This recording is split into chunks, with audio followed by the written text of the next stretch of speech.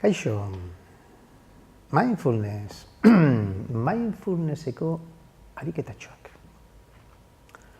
Hementxe gaude atsegina eta desatsegina den asunto honekin, hau da, zerbait etortzen danean, nik sensazio batzuk sentitzen ditut gorputzean, gainera gorputzean. Eta atsegina balin bada, gehiago nahi dut, desatsegina balin bada, alde egin nahi dut. Eta hola gaude, bueltak eta korrika beti, ez? Erreakzionatzen, automatikoki, hau ikasten da automatikoki egitea, txikitatik. Zer egiten dugu mindfulnessean? Claro, hau hainbeste aldiz gertatzen da bizitzan, eta guk mindfulness praktikatzen dugunean, meditatzen dugunean, behatzailea gara. Behatzen dugu mugimendu hau. Behatzen dugu, ikusten dugu, eta behatzen dugu, hau.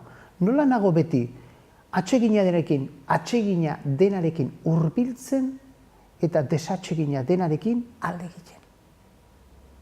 Eta mugimendu hau ikusi ez erreakzionatu gabe, ikusten barruan, nire buruan nola nabilen funtzionatzen, horrela nagoelako egun osoa, meditatzen dugunean ikuste honekin, zer gertatzen da?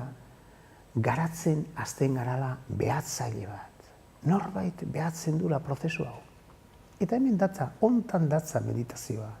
Behatzailea garatzea.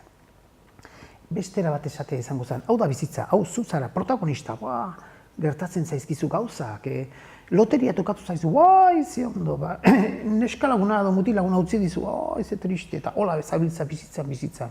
Eta behatzailea da, goitikan begiratzen duen norbait, lasaiago daula, behatzen, ikusten nola zaude, prozesu honetan, gora eta bera, gora eta bera. Behatzailea garatzen dugunean, pake bat, lasaitasun bat ematen dugu, beste perspektiba bat ematen dugu. Ez gaude automatikoki erreakzionatzen bizitzan. Baizik eta, erantzuten ari gara bizitzara, erantzuten. Arnaz hartzen behatzailea, arnaz hartzen eta behatzen, behatzailea garatzen dugu. Bueno, ondo izan.